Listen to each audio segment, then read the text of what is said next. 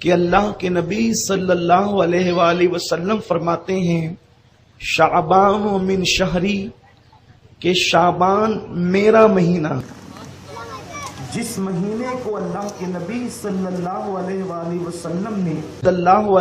وسلم نے کہا وہ ماہ مبارک کی برکتیں کیا ہوگی، اور جو آنے والی شب ہے اس کو شب برات ہم اور آپ کہتے ہیں۔ شب برات مطلب آزادات، اور اس شب کا نام آزادی کی رات اس لیے رکھا گیا کہ اس رات اللہ کے نبی صلی اللہ علیہ وآلہ وسلم نے اللہ کے بندوں کو جہنم سے آزادی کا مشدہ عطا فرمایا۔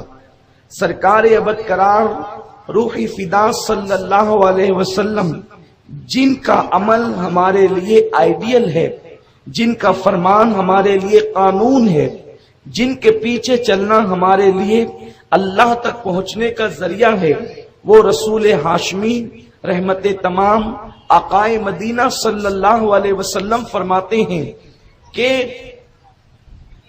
شعبان کی 15ویں شب میں اللہ تبارک و تعالی بنو کلب کی بکریوں کے بالوں کی تعداد کے برابر اپنے بندوں کو جہنم سے آزاد فرماتا ہے، اور اسی آزادی کی بنیاد پر اس کو لیلۃ البرات کہا گیا ہے، آزادی کی رات۔ میرے پیارے آقا دیوانوں، یہاں پر اس وقت کچھ لوگوں کو مغالطہ ہے کہ آخر یہ شب برات کا ثبوت کہاں سے ہے، شب برات کہاں سے ہے۔ اول چیز تو یہ ہے کہ ہم نے جب سے آنکھ کھولی تب سے، ہمارے باپ داداؤں نے تب سے آنکھ کھولی تب سے، ان کے باپ داداؤں نے آنکھ کھولی تب سے ہم دیکھ رہے ہیں کہ ہمارے اسلاف مسلسل شب برات کو مناتے چلے آ رہے ہیں۔ یعنی جو دور رسالت سے قریب تر تھا، اس دور میں شب برات کو منایا جاتا تھا، یعنی 15ویں شب کو اللہ تعالی کی عبادت کی جاتی تھی، نوافل کا اہتمام کیا جاتا تھا، رب کی بارگاہ میں توبہ اور استغفار کیا جاتا تھا۔ میرے پیارے آقا صلی اللہ علیہ وسلم کے پیارے دیوانوں، لیکن کم نصیبی یہ ہے کہ جیسے جیسے زمانہ، جیسے جیسے لوگ اللہ کے نبی صلی اللہ علیہ وسلم سے دور ہوتے جا رہے ہیں، آقائے کریم کے زمانے سے زمانہ دور ہوتا جا رہا ہے، محرومیاں بڑھتی جا رہی ہے، اسلام سے تعلق کمزور سے کمزور تر ہوتا جا رہا ہے۔ اس درمیان میں شیطان نے ہمارے درمیان ایسے فتنے، فسق و فجور پیدا کر دیے کہ اب شکوک و شبہات پیدا ہو رہے ہیں۔ میرے پیارے آقا صلی اللہ علیہ وسلم کے پیارے دیوانوں، جہاں تک بات ہے کیا شب برات صحابہ کرام نے منائی، میں آپ سے عرض کروں گا بات یہی تو ہے۔ ہم نے دراصل حدیث کا مطالعہ نہیں کیا، احادیث پر نگاہیں ہماری نہیں ہے۔ اگر ہم قرآن اور حدیث کا بڑی باریک بینی کے ساتھ مطالعہ کریں گے تو پتہ چلے گا۔ آپ دیکھیں، ایک مثال کے ذریعے سے سمجھاتا ہوں کہ ایک مرتبہ اللہ کے نبی صلی اللہ علیہ وآلہ وسلم کی محفل میں ایک بدبو ظاہر ہوئی، ایک بھیانک بدبو ظاہر ہوئی۔ آقا کریم صلی اللہ علیہ وسلم کے صحابہ اس بدبو سے بے چین ہو گئے۔ سرکار ہو،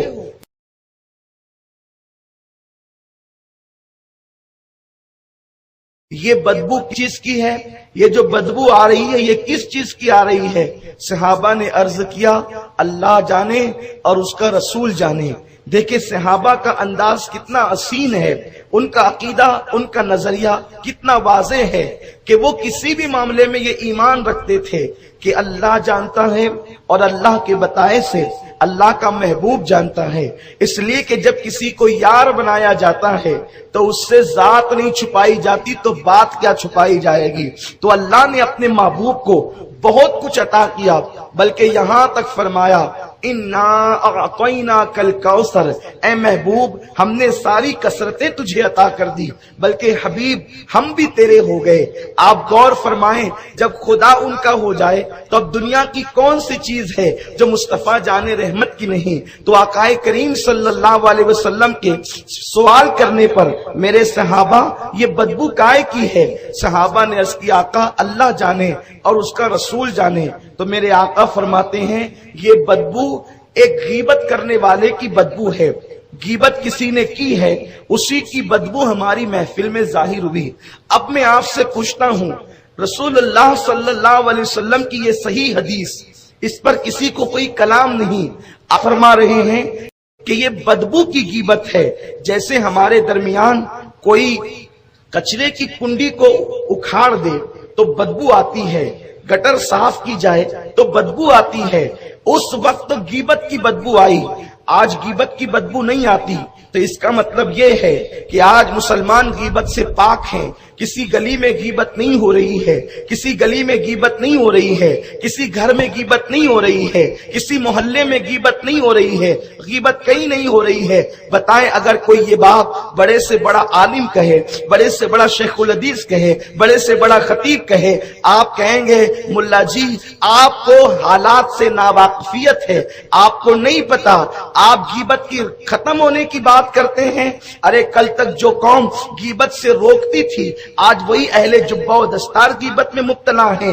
کل تک کے عورتیں غیبت کرتی تھی آج مرد بھی غیبت میں مبتلا ہیں۔ کل کے مقابلے میں رسول اللہ کا دور تو خیر القرون تھا، اس دور کے اندر سے زیادہ غیبت تو آج کے دور میں ہے۔ وہ کون بندہ ہے جو غیبت سے محفوظ نہیں؟ وہ کون ہے جو غیبت نہیں کرتا؟ غیبت کی ڈیفینیشن اتنی ہے کہ کسی مومن کے پیٹ پیچھے اس کے بارے میں ایسی بات کریں کہ اگر آپ اس کے منہ پہ کرتے تو اس کے دل کو تکلیف پہنچتی، اسی کا نام غیبت ہے۔ میرے پیارے آقا علیہ السلام کے پیارے دیوانوں، بتاؤ دنیا میں غیبت ہو رہی ہے کہ نہیں ہو رہی ہے؟ بتاؤ دنیا کے اندر غیبت ہے کہ نہیں ہے؟ گھر گھر غیبت عام ہے، گھر گھر جو ہے محلہ محلہ غیبت عام ہے، بلکہ اب تو اللہ کے گھر میں بیٹھ کر بھی غیبتیں ہوتی ہے، مسند درس پر بیٹھ کر بھی غیبت ہوتی ہے۔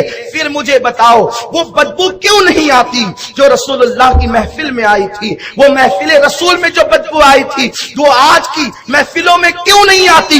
اس کی وجہ یہ ہے کہ جو انسان صاف ستھرے ماحول میں رہتا ہے اور اچانک وہ بدبودار ماحول میں چلا جائے تو اس کو بدبو کا احساس ہوتا ہے، لیکن انسان اگر بدبودار ماحول میں رہتے رہتے اتنا عادی ہو جاتا ہے بدبو کا کہ اس کی ناک کے کیڑے مر جاتے ہیں، پھر اس کو بدبو نہیں آتی اور وہ وہاں پر شان سے جیتا ہے۔ اچھے ماحول سے بدبو میں آنے والا اپنی ناک پر ہاتھ رکھ کر کے آتا ہے، لیکن وہ بندہ جو بدبو کے ماحول میں رہتا ہے اسے بدبو کا احساس نہیں ہوتا۔ تو صحابہ کرام کا ماحول بدبو سے پاک تھا، اس لیے غیبت سے پاک تھا، اس لیے انہیں غیبت کی بدبو آ گئی۔ اور آج کا معاشرہ غیبت غیبت غیبت اتنی بدبو پہلے سے موجود ہے کہ اب ہماری ناک اس بدبو کو، غیبت کی بدبو کو محسوس نہیں کرتی۔ تو اب یہ کہنا کہ صحابہ کی محفل میں غیبت کی بدبو آئی تھی، اگر آج بدبو نہیں آتی تو میں نہیں مانتا کہ دنیا میں غیبت نہیں ہوتی۔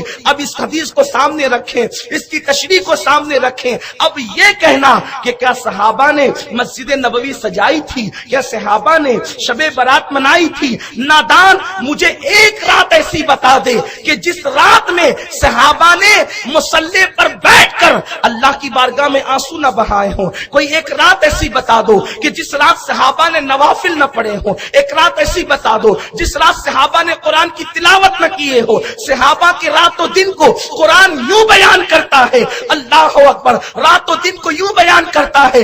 میرے آقا صلی اللہ علیہ وسلم کے غلاموں، آقا کریم کے صحابہ کی ڈیفینیشن اس انداز سے بیان کی جاتی ہے، محمد الرسول اللہ والذین معہ اشداء علی الکفار رحماء بینہم تراہم رکعا سجدا یبتغون فضلا من اللہ ورضوانا۔ تراہم، جب بھی تم ان کو دیکھو گے اس حالت میں دیکھو گے وہ کثرت سے رکوع کر رہے ہیں، کثرت سے سجدے کر رہے ہیں۔ کیوں کر رہے ہیں؟ اس لیے کہ وہ اللہ کی رضا چاہتے ہیں، اور کثرت سے رکوع و سجود کی وجہ سے سیماہم فی وجوہہم من اثر السجود، اللہ نے کثرت رکوع و سجود سے ان کے چہروں کو جگمگا دیا ہے، ان کے چہرے چمک گئے ہیں۔ ارے ان کی پہچان ہی تھی کہ وہ رات و دن اللہ کی عبادت کرتے تھے۔ رات و دن تو یوں بیان کیے، اور ان